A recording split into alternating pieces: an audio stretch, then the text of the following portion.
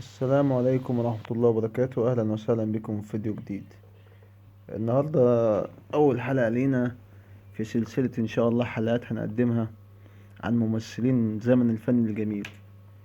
آه، أنا من أكتر المعجبين بفنان هو غير مصري.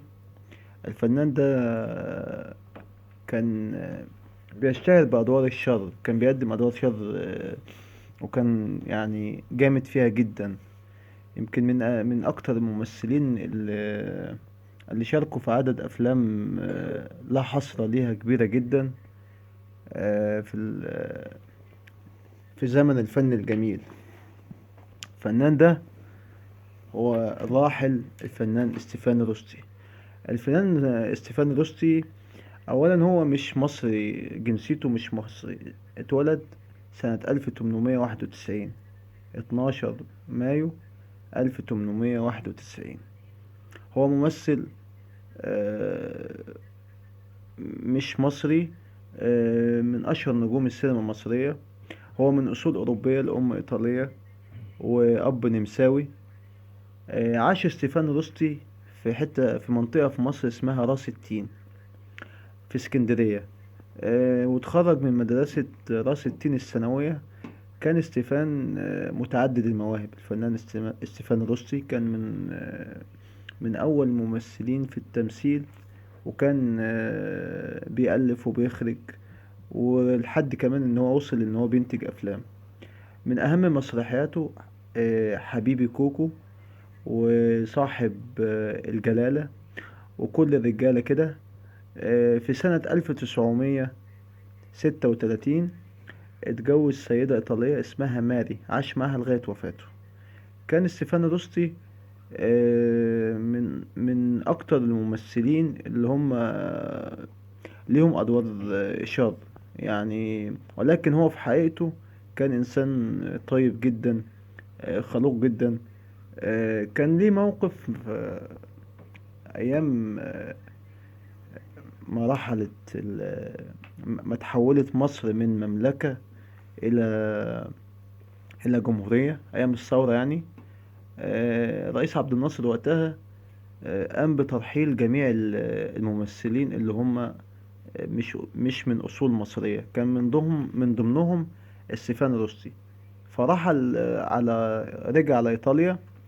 ووقتها الدولة الكيان الصهيوني حاول إن هو يتواصل مع الفنان ستيفان روستي على أساس إن هو ياخد معلومات منه، يقوموا بتجنيده. ولكن هو رفض الموضوع ده بشدة جدا، لدرجة إن هو قال لهم أنا عشت في مصر وهموت في مصر.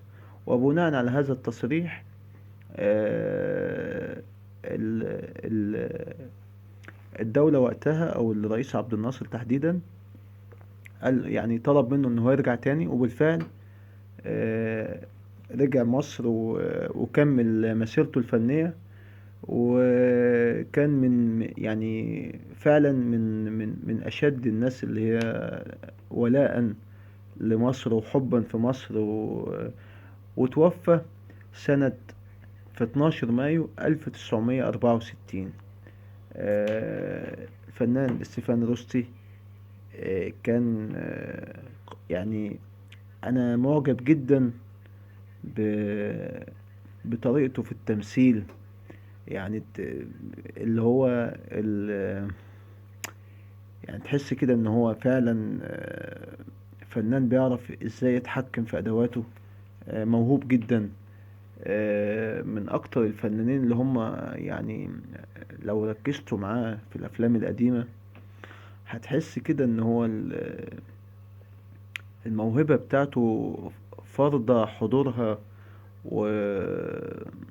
وشخصيته.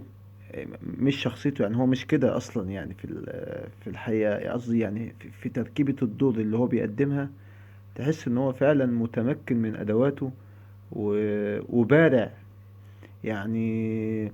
لو شفته في فيلم سيدة القصر مع الفنانة فاتن حمامة وعمر الشريف، وكان بيضم عمالقة كبيرة وقتها. كان من ضمن الأدوار الممثلين اللي هم فعلا يشدوك في العمل او يشدوك في الفيلم.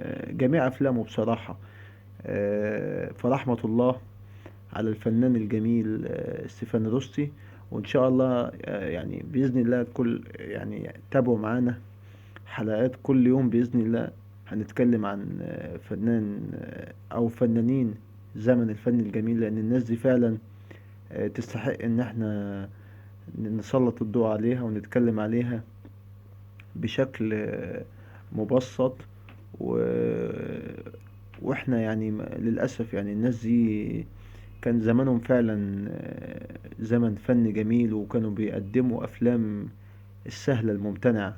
يعني ما كانوش ما كانش وقتهم فيه أفوارة، وكانت قصصهم تدخل القلب. الأفلام اللي بيقدموها، وما كانش فيها ابتذال ولا كان فيها إسفاف، وما كانش فيها أي حاجة ممكن تسيء لك إن أنت تسمعها وأنت وسط أولادك وأهلك وبيتك يعني. ففنان ستيفان روسي رحمة الله عليه. وكنا معاكم النهاردة في أول حلقة لينا في مجموعة ممثلين زمن الفن الجميل. النهاردة أول حلقة الفنان الراحل ستيفان روسي. السلام عليكم.